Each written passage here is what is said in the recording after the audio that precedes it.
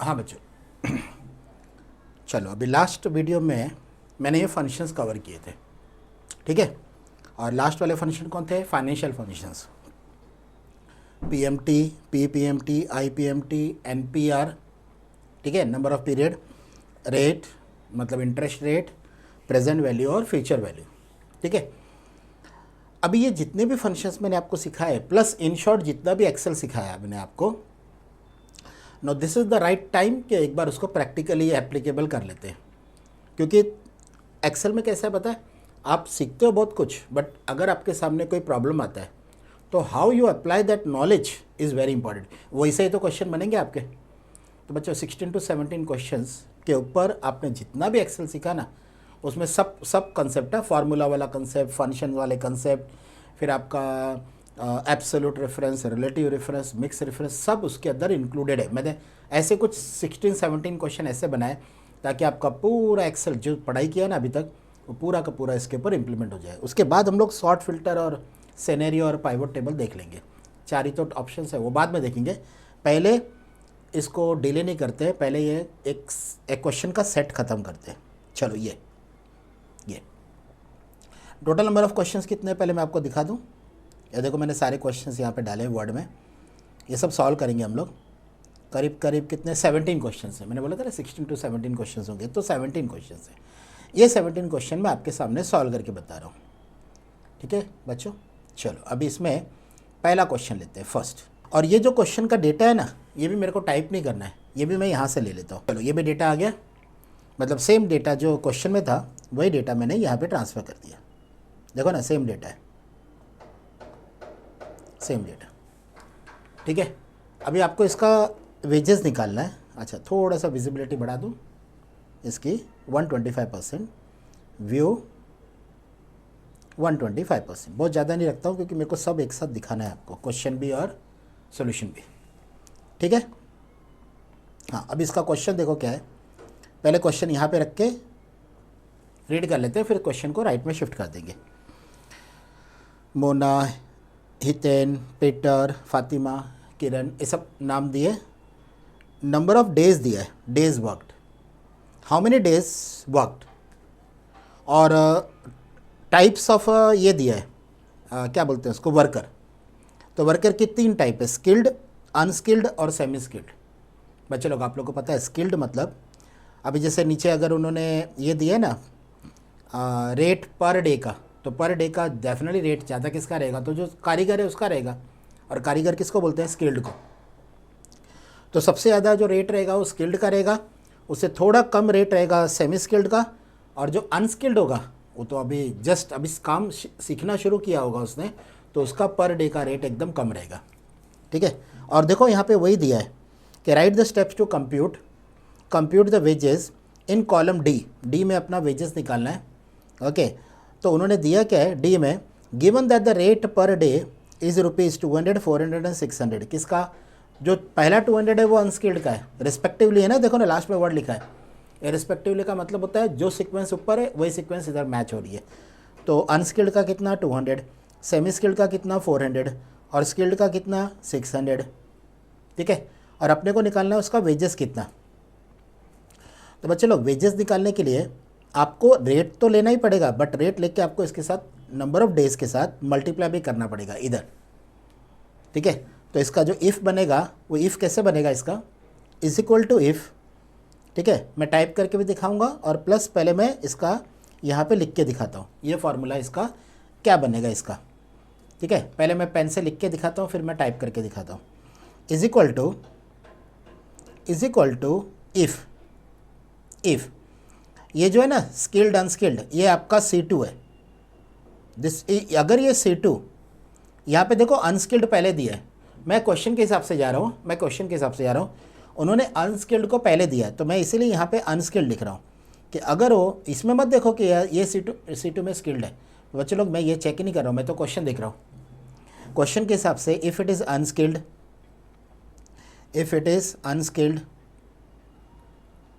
Is unskilled comma, ठीक है। तो मेरे को इसका जो रेट लेना है ना, वो रेट लेना है इसका कितना, अनस्किल्ड का 200, और इमीडिएटली मल्टीप्लाई बाय किससे, इससे कर देना नंबर ऑफ डेज वर्क से।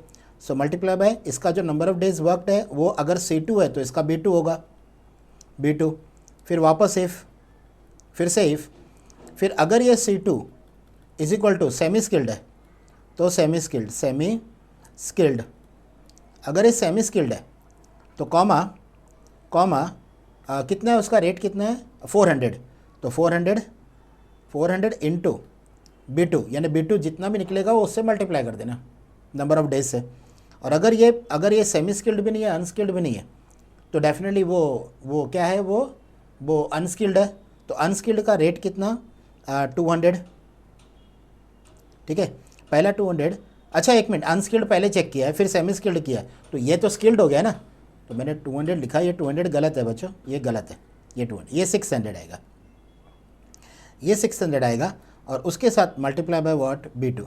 अच्छा एक काम और कर सकते हो, पता क्या है, यहाँ पे डबल ब्रैकेट आएगा, और एक काम क्या कर सकते हो आप, है ना, ये B2 को इधर दो ही मत, ये मत दो, ये मत दो, और ये मत दो, आप क्या करो, सिर्फ है ना अनस्किल्ड, स्किल्ड और सेमी स्किल्ड के हिसाब से ना उसका रेट एक्सट्रैक्ट करो, और जब ये बाहर आ जाएगा ना लास्ट में मल्टीप्लाई बाय B2 कर देना, B2, तो आपने तीनों कॉमन है ना, B2 तीनों में सेम है, तो आप क्या करो उसको लास्ट में मल्टीप्लाई कर दो, बच्चे लोग सेम आएगा आंसर, कोई टेंशन नहीं।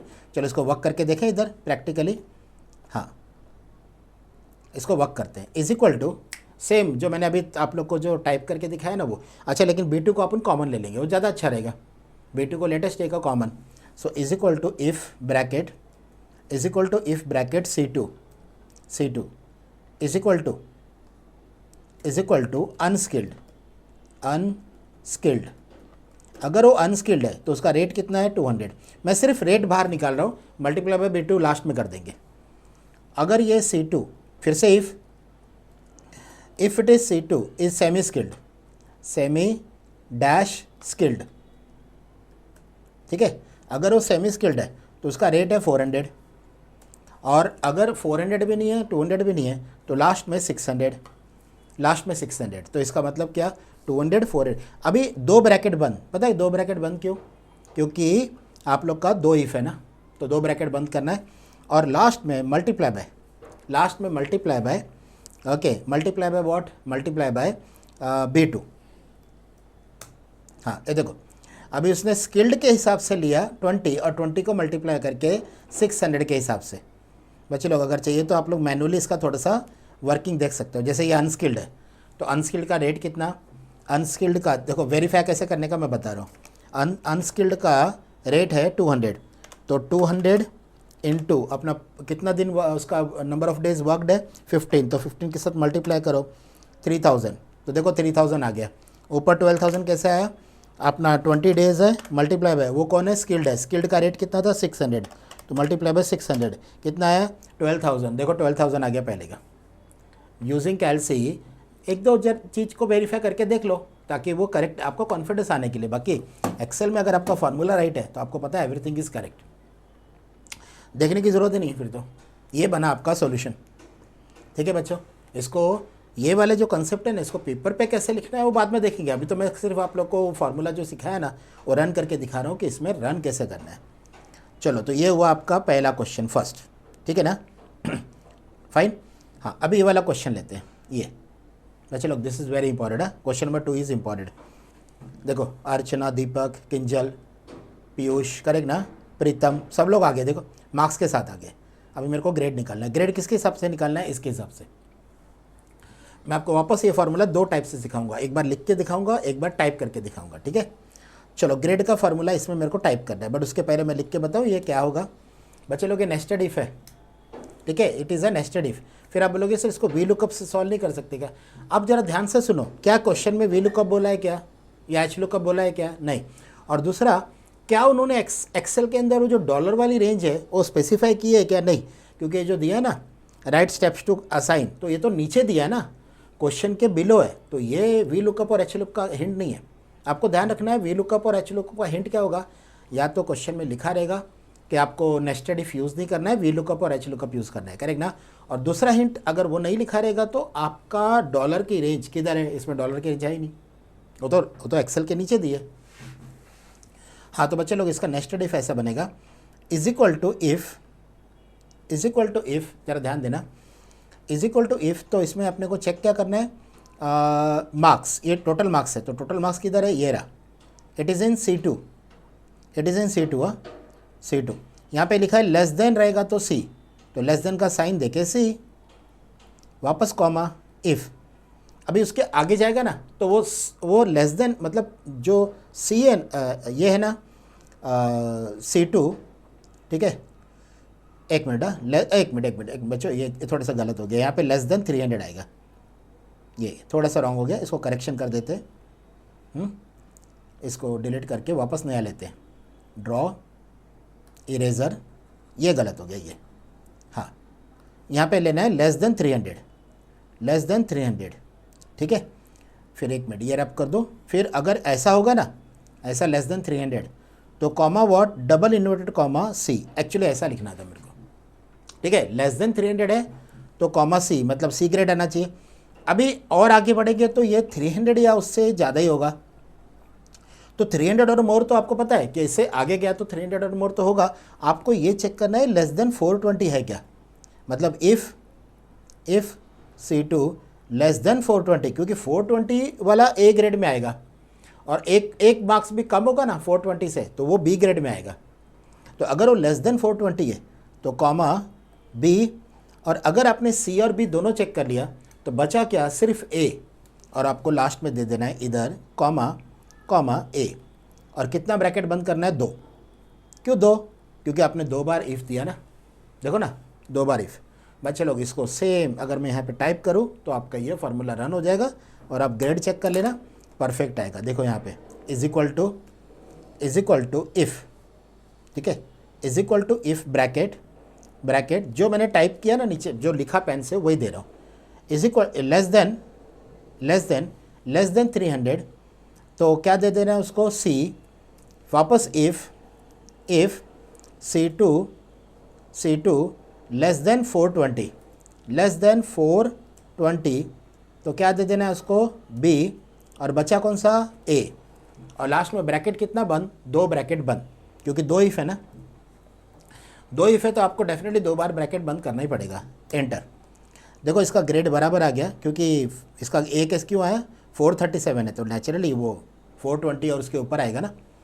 तो आप लोग 1-2 जगह पे ग्रेड को वेरीफाई कर सकते हो कि राइट है कि नहीं। इसको ड्रैग कर दो नीचे, इसको B क्यों आया पता चला ना, 388 है, तो 388 यहाँ पे आएगा ना B में, क्योंकि वो लेस देन 420 है, बट वो 300 और 300 के ऊपर है, तो B ग्रेड आया, मतलब C में कोई भी नहीं है, C वाले ग्रेड में कोई भी नहीं है, B और A में ही है। तो जो भी डेटा रहेगा उसके हिसाब से अपना आंसर करेक्ट, ठीक है बच्चों।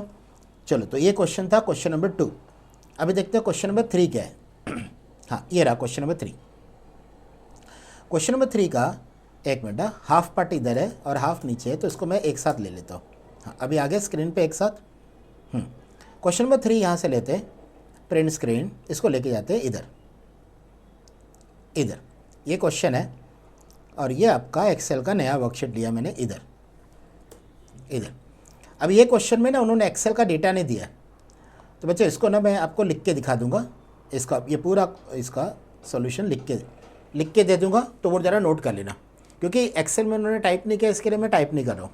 हाँ, बट आपको ये चीज़ याद रखना है कि ये डेटा देखो ना, डेटा कितना है पता है, 100 out of 100 marks in 4 subjects, okay, और 51 रोज़ है, तो 51 रोज़ का कहाँ डेटा आप टाइप करते बैठेंगे, ओके। तो आपको पता है जो मैं पेन से लिख के दूंगा ना, वो सोल्यूशन याद रखना है कि ये उसका सोल्यूशन है, ठीक है। अभी उसने क्या बोला है, अ स्प्रेडशीट कंटेन, ज़रा ध्यान देना, इसका क्वेश्चन पे ध्यान देना। A spreadsheet contain roll number, मतलब रोल नंबर पहले वाले कॉलम में होगा A में, और marks out of 100 in 4 subjects B C D E तक जाएगा। देखो यहाँ पे दिया भी है, देखो E तक, मतलब A में जाएगा रोल नंबर और यहाँ से मार्क्स होगा, B C D E में उसका मार्क्स होगा। फिर आगे क्या बोला है, first row contain headings and the subsequent rows contain data. पहली रो में हेडिंग होगा, बाकी रो में डेटा होगा, ओके। और 51 रोज है, 51 रोज मतलब एक हेडिंग को गया तो बाकी 50 का डेटा होगा। मतलब आपको इसमें याद क्या रखना पता है बच्चों, जब आप ड्रैग करोगे ना ड्रैग, तो वो 51 तक आएगा, ठीक है। चलो, अभी यहाँ पे क्या क्वेश्चन यहाँ से चालू होता है, first row contain heading and the subsequent rows contain data, write the steps to find out the average कौन सा कॉलम होगा, F में, और जी में क्या निकालना है, ग्रेड, ये रहा। तो अपने को ना यहाँ पे दो फार्मूला देना है, एक एफ कॉलम के लिए और एक जी कॉलम के लिए। यहाँ पे मैं लिख देता हूँ एफ और यहाँ पे लिख देता हूँ जी। ये कॉलम है, कॉलम। तो मेरा जो एफ कॉलम में जो फार्मूला बनेगा वो इस तरह से बनेगा। मेरे को एफ में क्या निकालना है, यहाँ पे दिया है write step to find out the average. तो एफ का फार्मूला होगा is equal to average, average, okay. और इसमें ना बच्चों ऐसा वाला क्वेश्चन आएगा ना, तो आप एक काम करना, रफ में ना ऐसा ड्रॉ कर लेने का कि A B C D E और बाद में एफ और जी। तो ए में क्या होगा, रोल नंबर, और ये सब्जेक्ट 1, 4 सब्जेक्ट है ना, सब्जेक्ट 2, सब्जेक्ट 3, सब्जेक्ट 4, ये ऐसा करके 51, 1 से लेके 51। और यहाँ पे मेरे को एवरेज निकालना है, यहाँ पे मेरे को ये निकालना है ग्रेड, यहाँ पे मेरे को ग्रेड निकालना है। ये सब डेटा दिया होगा, ये सब डेटा दिया होगा, ये आपको फाइंड आउट करना है एवरेज। तो ऐसा करके ना आप ड्रॉ कर सकते हो, तो आपको ना डिफ़िकल्टीज़ नहीं होगी। इसमें आपको बेनिफिट क्या मिलेगा पता है, कि आपको ना सेकंड वाली रो का यहाँ से लेके यहाँ तक का डेटा लेना है। If you want to find out average, तो आपको फटक से मिलेगा B2 से लेके E2। अगर आपने ड्रॉ नहीं किया होगा ना, तो ये थोड़ा सा देख के ना इसको, ये B2 से E2 ना क्लिक नहीं होता है। बच्चे गलती क्या कर देते हैं पता है, अगर ऐसे ड्रॉ नहीं करेंगे तो E1 से चालू कर देते हैं, बट E1 में तो हेडिंग है। B1 से लेके अगर वो E1 तक लेगा तो वो एक्चुअली हेडिंग का एवरेज निकालने का ट्राई कर रहा है, और हेडिंग का एवरेज क्या है, मतलब ही नहीं कुछ, उसके नीचे हेडिंग के नीचे का डेटा का एवरेज निकलना चाहिए। तो बच्चे लोग यहाँ पे आएगा B2 से लेके कोलन E2, 1 नहीं है, 1 तो हेडिंग है ना, उधर लिखा भी है देखो क्वेश्चन में कि फर्स्ट रो कंटेन हेडिंग। तो ये बन गया आपका फर्स्ट फार्मूला रेडी। अभी मेरा सेकंड फार्मूला इसमें क्या बोल रहा है कि अगर ऐसा होगा एवरेज तो ऐसा करके ग्रेड आना चाहिए। बच्चों एक सिंपल लॉजिक बोलो, 4 स्लैब है मतलब 4 ग्रेड है, तो 3 इफ आएगा, 3 इफ आएगा कन्फर्म। क्यों मालूम है, क्योंकि 4 ग्रेड है, एक ए बी सी और एक फेल। हाँ, तो इसका इफ़ कैसे बनेगा, इज इक्वल टू इफ़, उसने क्या बोला, एवरेज चेक करना, और एवरेज आपको पता है एफ में निकाला आपने, बच्चे लोग एवरेज एफ में निकाला। तो यहाँ पे आएगा F2। देखो एक्सेल का ये वर्कशीट बनाने का फ़ायदा पता क्या है, आपको पता चल रहा है कहाँ पे कौन सा चीज़ चेक हो रहा है। अगर ये F2 75 और मोर है, 75 और मोर मतलब क्या, मोर देन इक्वल टू। बच्चे लोग मोर देन इक्वल टू ऐसा मत लिखना, ऐसा लिखना, ऐसा मत लिखना, ये रॉन्ग है। ये मोर देन इक्वल टू ज़रा ध्यान रखना, ऐसा मत लिखना, ये रॉन्ग है, this is wrong and this is right, ठीक है। तो मोर देन इक्वल टू कितना, 75, तो उसका ग्रेड कितना आना चाहिए, ए। फिर से इफ़ अगर ये F2 देखो, अगर मोर देन इक्वल टू नहीं है, बिलो है, बिलो 75, तो आगे जाएगा ही। तो मेरे को बिलो चेक करने की ज़रूरत नहीं, खाली more than equal to 60 check किया तो भी चलेगा। If it is F2 more than equal to 60, अगर ये है तो ग्रेड इज़ B, बराबर है। फिर कॉमा, फिर इधर नीचे, इधर कंटिन्यूशन में ही चलेगा बट मैं नीचे आ जाता हूँ। इफ़, एक और इफ़ F2 इज़, देखो अगर वो लेस देन 60 होगा but more than equal to 45, more than equal to 45, तो ग्रेड क्या बनेगा, C। अब मैंने सोचो A चेक कर लिया, B चेक कर लिया, C चेक कर लिया, तो रिमेनिंग अगर वो बिलो 45 होगा तो डेफिनेटली फेल है। तो फिर कॉमा करके उसको चेक करने की ज़रूरत है क्या, नहीं, उसको डायरेक्टली इधर टाइप कर देने का फेल। अभी देखने का कितना इफ़ आपने यूज़ किया, उतने ब्रैकेट बंद करने पड़ेंगे, 1 2 3। बच्चे लोग ध्यान से देखो, 3 इफ़ है तो आपको क्लोजिंग ब्रैकेट भी कितना देना पड़ेगा, 3, 1 2 3 एंड देन इंटर, यहाँ पे भी इंटर दे दो। बच्चे लोग इसको आप लोग ऐसे एक्सेल में आपको 51 टाइप नहीं, 4 या 5 रिकॉर्ड टाइप करके आप ऐसा प्रैक्टिकली इसको वर्क भी कर सकते हो। अच्छा, मैंने इफ़ की लाइन थोड़ी सी नीचे ले ली, बट ये पूरा एक्चुअली टाइप करते वक्त एक ही लाइन में आएगा पूरा। यहाँ पे व्यू नहीं आ रहा था इसके लिए मैंने उसको नीचे ले लिया, बट आपका टाइप करते वक्त आपको एक ही लाइन में पूरा का पूरा कंप्लीट देना है। You have to specify in single line, correct ना, कंप्लीट एक सिंगल लाइन में देना है आपको, ठीक है। तो ये बन गया आपका दोनों फार्मूला रेडी, मतलब कौन सा क्वेश्चन नंबर 3, ठीक है। चलो अभी एक क्वेश्चन नंबर 4 ले लेते हैं। क्वेश्चन नंबर 4 में क्या बोला है, वापस देखो उन्होंने पैराग्राफ में डाला है क्वेश्चन को। चलो ये क्वेश्चन ले लेते हैं, क्वेश्चन नंबर 4, हाँ ठीक है। क्वेश्चन नंबर 4 मैंने इधर ट्रांसफ़र कर लिया, किधर, नया पेज लिया मैंने इधर, और यहाँ पे मैंने इसको ट्रांसफ़र कर दिया। हाँ, यहाँ पे ए टू डी है, अगर विजिबिलिटी में परफेक्ट नहीं है तो ये ए टू डी है, इधर ए है। तो देखो ये क्वेश्चन पढ़ के, अच्छा इसका ना एक वर्कशीट भी साथ में ड्रॉ कर लेते हैं। वर्कशीट ड्रॉ करने का फ़ायदा ये होगा कि आपको ना कहाँ जाना है और क्या टाइप करना है वो समझ में आ जाएगा। क्या लिखा है, अ स्प्रेडशीट कंटेंट। तो चलो सबसे पहले मैं यहाँ पे स्प्रेडशीट बना दूँ, इधर एक ऐसा करके एक स्प्रेडशीट बना दिया। फिर उसने क्या बोला है कि worksheet contain name and marks in 3 subject. Name and marks in 3 subject मतलब पहले में तो नेम आ जाएगा और फिर मार्क्स इन 3 है, 3 मतलब सब्जेक्ट 1, सब्जेक्ट 2, सब्जेक्ट 3। तो ये बन जाएगा आपका A B C D। तो देखो ना A to D दिया ही है, और यहाँ पे लिखा है इन रो 1 to 35। तो ये 1 to 35, तो ये 1 to 35, ठीक है ना, लिखा है ना 1 to 30, मतलब यहाँ पे ना नंबर ऑफ स्टूडेंट है ना 34 हो जाएंगे, क्योंकि रो 35 है। और आपको पता है फर्स्ट में हेडिंग चला गया, सेकंड से एक्चुअली आपका डेटा आएगा, सेकंड से मतलब ये डेटा आएगा। तो ये आपके मार्क्स आ गए, ये आपके नेम आ गए, और फिर आपको निकालना क्या है, एवरेज और रिज़ल्ट। यहाँ पे बन गया आपका एवरेज और इधर बन गया आपका रिज़ल्ट। अभी एवरेज कहाँ होगा, तो सिंपल सी बात है A B C D E और F में। तो देखो इधर लिखा भी है E और F, E and the result in column F, देखो लिखा भी है where the student is declared pass. बच्चा पास कब कैसा है कि ही gets 45 or more in each subject and the average of the marks is 50 or more, otherwise student is fails. Average तो नॉर्मल एवरेज से निकल जाएगा। बच्चे लोग आपको पता है जब भी मैंने एंड और कराया था, लॉजिकल ऑपरेटर मैंने जब कराया आपको एंड और, तब ये वाला कंसेप्ट बताया था कि स्टूडेंट्स इंडिविजुअल सब्जेक्ट में 45 और 45, देखो इन्होंने क्या बोला है, इंडिविजुअल सब्जेक्ट में 45 और 45 के ऊपर आना चाहिए, but at the same time उसका एवरेज मार्क्स 50 और 50 के ऊपर होना चाहिए। मतलब आपको जो इंस्टीट्यूट एक्सपेक्ट क्या करना पता है कि किसी एक सब्जेक्ट में आप बहुत अच्छा करो तो ये एवरेज 50 के ऊपर जाएगा ना। अगर आप तीनों में 45 रखोगे, 45 45 45 या फिर 46 40, इनफैक्ट अगर 49 भी रखा ना आपने तीनों में, 49 49 49, सोच के देखो स्टूडेंट पास है कि फेल, क्योंकि अगर तीनों सब्जेक्ट में 49 रखा तो उसका एवरेज कितना 49, बट वो एवरेज 50 या 50 को क्रॉस होना चाहिए। देखो ना लिखा है ना एवरेज मार्क्स इज़ 50 और मोर। तो अगर एवरेज मार्क्स उसका 50 और 50 के, मतलब बैड लक देखो स्टूडेंट्स का कितना है, 3 सब्जेक्ट में 49 आया बट उसका रिजल्ट फेल आ रहा है। लेकिन एक स्टूडेंट है 2 सब्जेक्ट में 45, एक में उसने अच्छा कर दिया 80 या 90, तो उसका एवरेज बढ़ जाएगा फिर 50 के ऊपर, और जैसे उसका एवरेज 50 के ऊपर बढ़ा तो डेफिनेटली वो पास हो जाएगा, करेक्ट ना। तो बच्चे लोग यहाँ पे ना 2 कॉलम में मेरे को फार्मूला देना है, एक E में और एक F में। मेरे को E में क्या निकालना है, एवरेज। तो चलो एवरेज कैसे निकालना है, इसको टाइप करके इसको पेन से लिख के देख लेते हैं। Is equal to average, AVG नहीं है।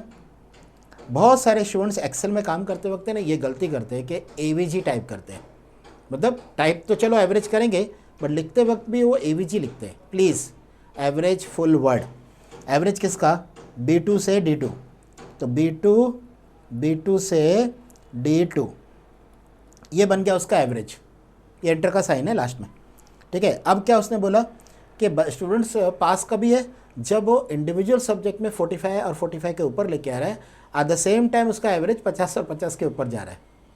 बच्चों सोच के देखना, ये एंड से भी हो सकता है और से भी हो सकता है। मैं इसको एंड से करके बताता हूँ क्योंकि एंड ईजी है, बिकॉज तीनों सब्जेक्ट में 45 और 45 के ऊपर एट द सेम टाइम उसका एवरेज 50 और 50 के ऊपर अगर है तो पहला वर्ड में बोलूँगा पास, दूसरा वर्ड में बोलूँगा फेल। तो इसका इफ़ कैसे बनेगा बच्चे लोग, जब मैंने आपको लॉजिकल ऑपरेटर कराया तभी मैंने ये लॉजिक दिया था। अभी ज़रा प्रैक्टिकल एप्लीकेबल वापस करके देखते हैं।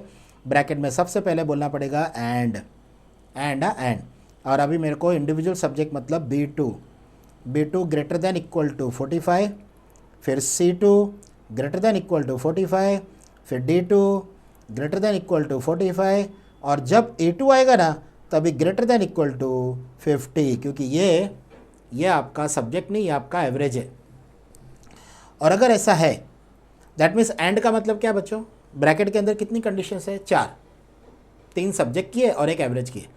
चारों की चारों अगर ट्रू है ना, true, if all are true then only give this word on the screen, और ये वर्ड है पास, और अगर चारों में से कोई भी एक फॉल्स है, या तो किसी सब्जेक्ट में फेल हुआ रहेगा, या फिर उसका एग्रीगेट 50 नहीं हुआ रहेगा। मैंने आपको एग्जांपल दिया था 49 का, 49 तो 49 के केस में ये ट्रू हो जाएगा, ये ट्रू हो जाएगा, ये ट्रू हो जाएगा, लेकिन ये फॉल्स हो जाएगा क्योंकि उसका एवरेज 49 हो जाएगा और वो बच्चा फेल हो जाएगा। तो कॉमा फेल और एक ब्रैकेट बंद। तो आप बोलोगे सर 2 ब्रैकेट बंद क्यों नहीं? क्योंकि आप जरा ध्यान से देखो, एंड का ये वाला ब्रैकेट इधर ही बंद हो गया है, एंड का ये ब्रैकेट इधर बंद हो गया है, ये वाला इसका बंद है, और जो लास्ट वाला है ना वो स्टार्टिंग का बंद है। तो आपको एक ही ब्रैकेट देना है लास्ट में, 2 ब्रैकेट नहीं देने।